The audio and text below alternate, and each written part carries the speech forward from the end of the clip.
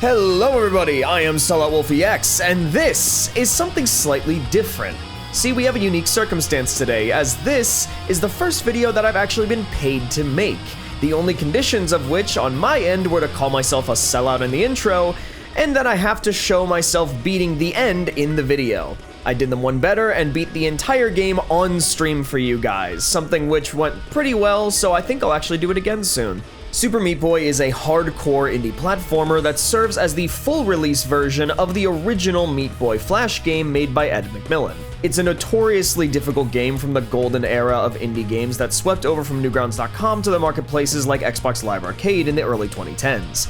For the sake of clarity, this is going to be one of the few reviews where there will just be spoilers present throughout the video. The story isn't terribly significant, and limiting myself to only the first world until the narrative section would be extremely restrictive on the kind of video that I could make for you guys. So with that out of the way, does this old indie gem truly hold up under scrutiny, or does it play like it was thrown together in the 3 weeks the original game was made in? Let's get into it. On the usual starting topic of how the game rewards the player for overcoming challenges or going out of their way, the game really doesn't offer players a ton, but what it does offer, however, is a lot of nostalgic charm. As you play through, many levels will contain two hidden things in them: a bandage and/or a warp zone.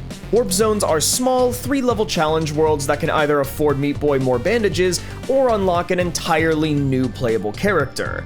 And it's in these characters that the rewards of the game lie. Whether it be through completing their warp zone or getting just enough bandages to pass a threshold, you will unlock new characters, all of which are references to other Newgrounds era Flash games. Although these characters aren't at all necessary to beat the game, so it's also entirely possible for players to miss them and beat the entire game as just Meat Boy. With Super Meat Boy's reputation, though, I feel it prudent to expand on the game's difficulty, both in terms of where it comes from and how well that difficulty scales. Generally speaking, Super Meat Boy's notorious difficulty comes from a good place, being a requirement of technical skill. Where other games will add difficulty by adding damage sponges to force wars of attrition, RNG, which will determine how well your run will go, or threats that you couldn't have possibly known about in advance without a walkthrough, Super Meat Boy is a pure and simple example of being hard just because you're bad. The better and more precise that you become with the game's platforming, the easier the game will become. The game only has a handful of difficulty spikes that are disproportionate to the rest of the levels in a given world, but the worst of these come at the end of the game anyway. And speaking of the end of the game, Super Meat Boy has a massive amount of replayability. The game is one of the quintessential examples of easy to learn but hard to master. Beating levels quickly will potentially earn a player an A+ time if they were fast enough, and doing so allows the player to play the Dark World version of that level. Dark World levels are the same as the ones you've conquered in the Light World, but cranked up to endgame difficulty from the beginning.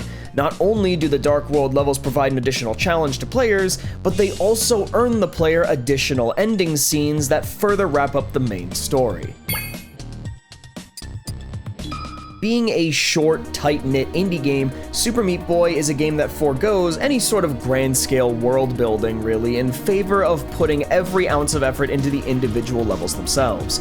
That said, let's talk about the little world building that we have to work with here. Each chapter shows Meat Boy standing on a planet near the horizon. On and approaching that horizon, we see in the background the level that Meat Boy has between himself and Bandage Girl, who he's trying to save. The conclusion of a given chapter's final level will then have some sort of impact on the planet going forward. Dr. Fetus, yes, really, that's actually the villain, burns down the forest and goes on a massacre against the forest creatures in Lil Slugger. Although the squirrels do manage to bring Lil Slugger down, it's too late for them and their home, and the forest is left a scorched, trap-ridden hellscape. But at least the planet's okay, because all these dirty needles falling out of that abandoned hospital were apparently just filled with the good stuff. Although, after Dr. Fetus dumps the contaminated blood in the hospital everywhere, the high definitely wears off. Conveniently though, the land was then sterilized with salt. Wait, salting there's a bad thing? Oh, well, I mean, I'm sure it'll be fine. And now we're in hell. I mean, surely once we get out of this, we can fix everything. Oh, the world's dying. It's the end of the world. There are flies and maggots everywhere. The world was alive, and now it's full of maggots, and now it's dead. Now it's dead. The world is dead. The world remains dead, and we have killed it. It's like if Nietzsche wrote a book on global warming. What? Oh, shoot. Yeah, dang. Sorry, levels. Level design is the core element to the game's difficulty escalation, as almost 100% of the dangers that make the game difficult are entirely environmental. Each world has its own unique threat that's presented as the most significant obstacle. Usually there will be a more active, standalone obstacle, while other things create a "the floor is lava" scenario. The forest, for example, is almost entirely centered on buzzsaws as the primary threat. The hospital then forgoes the saws, mostly, in favor of dirty needles and contaminated blood, and this exact same thing is then redone with salt in the salt factory, the lava in hell, and the maggots during the rapture. Each of these things function mostly identically as obstacles that will kill Meat Boy if they're touched. What's important, however, is not how these death planes are drawn, but how they are implemented. Super Meat Boy's levels are designed such that you're going to be introduced to a given element in a relatively simple and vanilla environment before slowly incorporating those elements in more challenging ways. Take the forest as an illustration. In the beginning levels of the forest, there is nothing in your way other than just open air. You need simply run and jump to where Bandage Girl is. But then, in the literal second level, we will see buzzsaws. The saws are in the background, placed in an island that you need to wall jump onto, again where Bandage Girl is. Following this, you'll be confronted with a wide open pit, but there are now 2 large exposed buzzsaws in the open air above you. By 1-4, the saws are everywhere. They line the walls and fill small caverns that lie just out of reach. But even then, the designers want to make sure you feel like you're in danger, leaving these tiny gaps that are just small enough for you to not fit through, but just big enough to threaten that you might. It's only by the time that you get 6 levels in that the forest actually presents the player with a level where a buzzsaw poses any actual danger. And even then, the saws are easily avoidable by just holding the jump button down during your jump arcs. Following levels present the saws as a replacement for bottomless pits, only a threat if you fall off the beaten path rather than an obstacle to be avoided. But now these have taught you 3 things: how to wall jump over a saw, how to jump over a saw normally while controlling your descent, and how to treat avoiding falling into saws as an ambient threat. With these 3 lessons learned, it's time to ramp up the difficulty. First, saws start getting placed in more precarious places. Then, the saws will start moving on a set path, up and down and left or right. Now, to make things a bit more difficult, how about we get a tiny saw and shoot it at you? Now, what if you had a saw that's placed on a rotating axis going around a platform? How do you time that? And it's once you have the answer to all of these questions that the game presents you with a test. The Battle of Lil Slugger.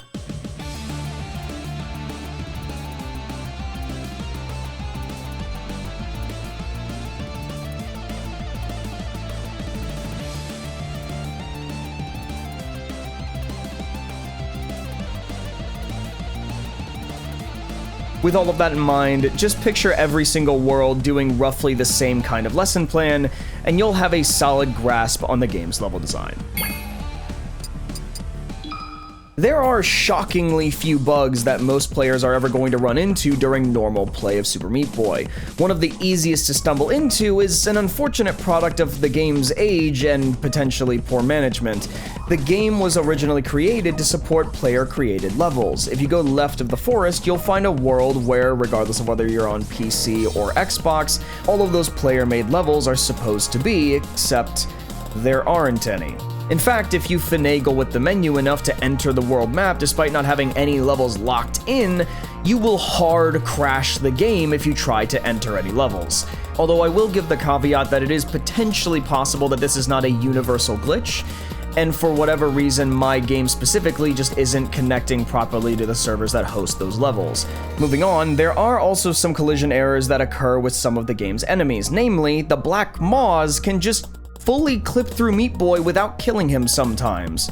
What the game doesn't generally have in terms of regular glitches or game-breaking bugs it does make up for in exploits. Super Meat Boy's nature as a fast-paced hardcore platformer has attracted quite the speedrunning community over the years, and they have managed to pull off all kinds of insanity. The biggest and best example is arguably the alt glitch, an exploit that is exclusive to the PC version of the game, wherein by simply pressing the alt button on the keyboard while moving left or right in the correct timing, the game will appear to freeze, only for Meat Boy to have actually been traveling in the background of the game while ignoring all obstacles or collision. Despite the game having relatively few issues for normal gameplay, the fact that a human world record for an any percent major glitch run is only just over 2 minutes long should tell you all you need to know about the significance of Super Meat Boy's glitches. Hey there. Thanks for watching this far into the video. If you're enjoying the video, please subscribe and help grow the channel. Always remember to season your meat, and of course, beware spoilers for nothing. There really aren't spoilers this time. So instead, just do the thing, push the button, and you have a good day. Super Meat Boy has very little in the way of any real story. The entire game, outside of the opening cutscene, is strictly show don't tell. There is no verbal or written dialogue, only what the game shows on screen. No complicated themes, no morally gray characters, just a block of meat, a girl made of medical gauze, and a hyper-intelligent fetus with no friends. The story of Super Meat Boy is that no one likes Dr. Fetus, and by virtue of that, he hates everyone too. Most of all, though, he hates Meat Boy, so just to be spiteful, he kidnaps Bandage Girl and sets up all manner of defenses to get in his way. And by all manner, I mean like 4 manners-ish. Saws, Lil Slugger, missile launchers, and an average Twitter opinion. The hospital and the salt factory were probably the same as they were without Dr. Fetus getting involved, save for him dumping out all of the contaminated blood. The cause for the rapture is still unknown, but it's probably safe to assume that it has something to do with Meat Boy managing to break his way out of the afterlife. Each of the boss characters do slightly become more than just their fights once they're defeated. Brownie actually becomes friends with Meat Boy after their race to escape the salt factory, only for his creator to conk him in the head with a brick like that kid from SpongeBob. Surviving the sterilizing properties of the salt below, however, he returns to save Meat Boy and Bandage Girl, having become stronger than ever before. This is likely due to all the salt wicking all the moisture out of him, making him physically tougher, which is ironic considering that Dr. Fetus having too much salt and not enough water is why he was constipated enough to make Brownie in the first place. CHAD, or better known as Chad, is an ongoing mystery. The creators have outright stated that if the full acronym of his name became public knowledge, they would have to change the game's ESRB rating. So after his defeat, the sentient blood clot dries in the sun and becomes a near identical shape to Dr. Fetus. You know, a fetus. A child so young they're not even a child yet, who then starts to make a lot of very uncomfortable romantic advances towards Meat Boy. And by the end of the game, this combination of a child and unwanted sexual attention becomes exactly what you would expect: a Hollywood celebrity. The real mystery, however, is this game's 4th chapter and Meat Boy himself. See, in the introduction to the chapter, we get a cutscene where he finally catches Dr. Fetus for like the 5th time and freaking dies. We then find that not only did Meat Boy go to hell when he died, he's been going to hell when he dies. Every time he dies. Against Little Horn, we discover that every single time Meat Boy dies, the one we were playing is sent to hell, and a new Meat Boy is what respawns. There are hundreds, if not thousands, of Meat Boys in hell. This begs the question: what horrors, what war crimes is Meat Boy guilty of? And even if Meat Boy isn't secretly some sort of monster before getting sent to hell, for no reason, I guess, seeing thousands of his past selves lose their minds and merge into a flaming meat golem does not deter him from continuing his dangerous journey and dying hundreds more times. He saw the horrors that he puts all of himself through and what happens when there's too many of them, yet he continues to feed more bodies into the fire. A single Meat Boy managed to platform his way out of hell. What do you think is going to happen when Littlehorn becomes so powerful that he can brute force his way out? Is Dr. Fetus doing the world a service by trying to get rid of him? Your move, game theory. The mechanics of Super Meat Boy change based upon which character that you choose to play. Each of them have different walking speeds, running speeds, jump heights, and wall slide speeds.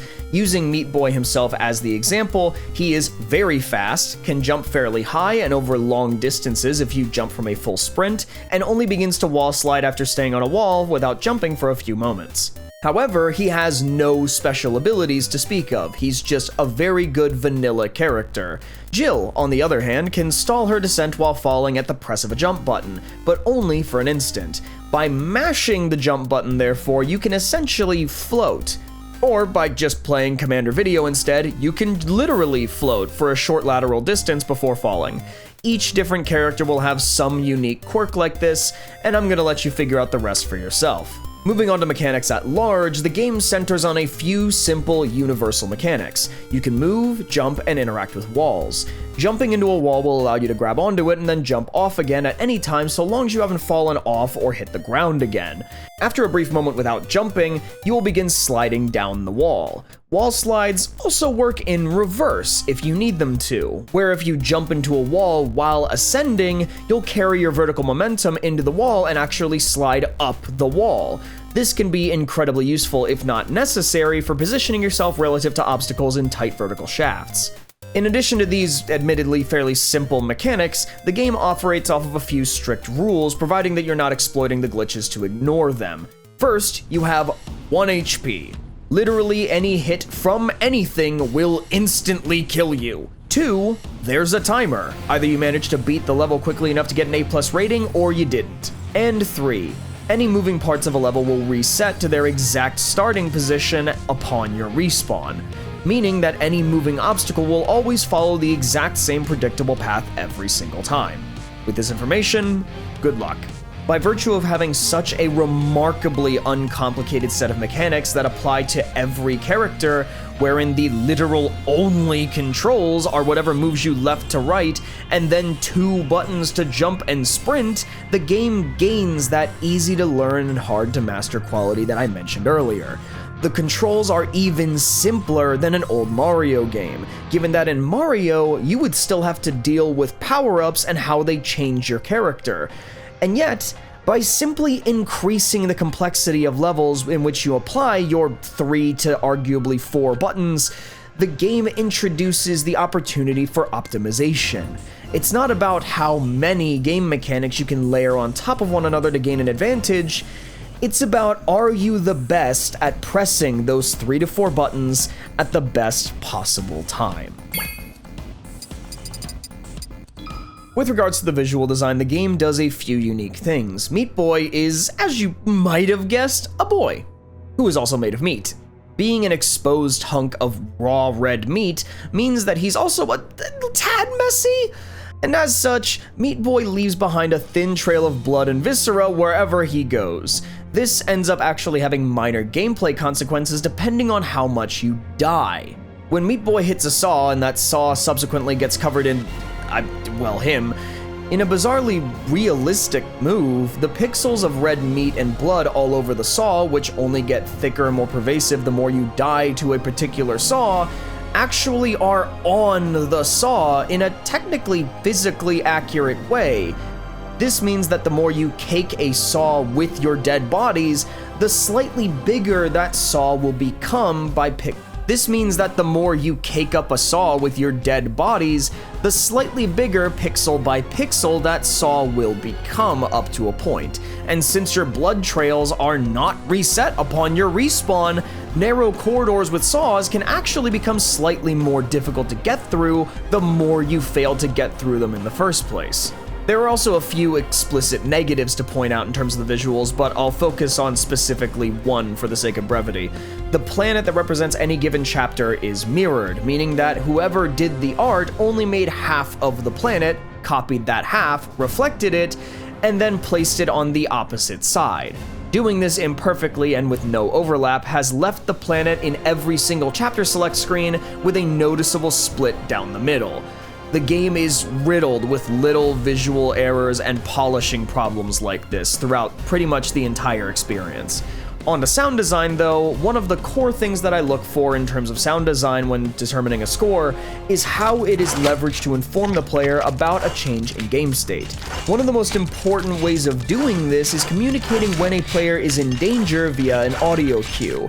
Some of the best examples of the audio design being leveraged in this manner are the homing missiles, the black maws, and the oobs. With homing missiles, they will sound an alarm once they've spotted the player and are about to fire, meaning the instant that you hear this sound, you know you need to start running. The same is true of the black maws, but instead of only having a sound when they are fired at you, they also have a different sound once they've impacted a wall, indicating that while they are no longer chasing you, they have just sent out all of their mini-maws to kill you. And last, the oobs. They constantly have the sound of a fly buzzing around, but it becomes louder and more persistent the closer that you get to them, peaking and maintaining intensity as long as they're chasing after you. Super Meat Boy is a game that I have some history with. I got it back on Xbox 360 and bro, I couldn't stand it. I think my reaction to playing Super Meat Boy for the first time was about the same as playing Dark Souls for the first time, which is to say, writhing disgust and hatred. But after having put it down for an extended period of time, a friend actually brought the game back up to me after he had watched some speedruns. So the first time that I played through the game start to finish, I actually played with a friend. Every 5 deaths, we would trade off the controller, and between work and college, it easily took us a few weeks to beat it. Now that time is an almost dreamlike, cherished memory, and I love Super Meat Boy now. 5 out of 5. Super Meat Boy is one of my favorite games of all time. Is it the best game? No, the game's practically a glorified game jam project. But Super Meat Boy is what a lot of games aren't nowadays. Important. Super Meat Boy was a game that was created out of a love for gaming. A game designed to honor the roots of platformers back in the day when they were stupidly hard and fresh out of the arcades coming into home markets. Super Meat Boy has heart, passion, and as a result, legacy. In recent memory, a game that has similar energy would be something like Pizza Tower.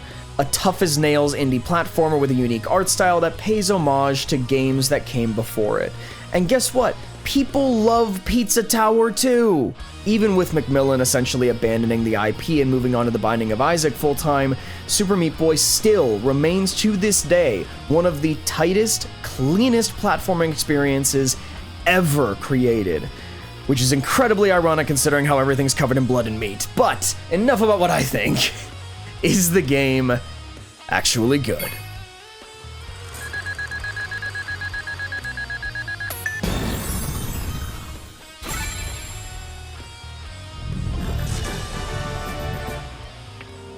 Thank you all so much for watching. This has been a nostalgia trip that I have really enjoyed, and maybe I should go back and do all the other OG indie games like Castle Crashers and Alien Hominid. Let me know in the comments what kind of games you guys would like to see me cover. In the meantime though, please consider supporting me by becoming a member or a patron because I have bills to pay. And until then, I've been Lone Wolfie X, and I will see you, yes you, next time.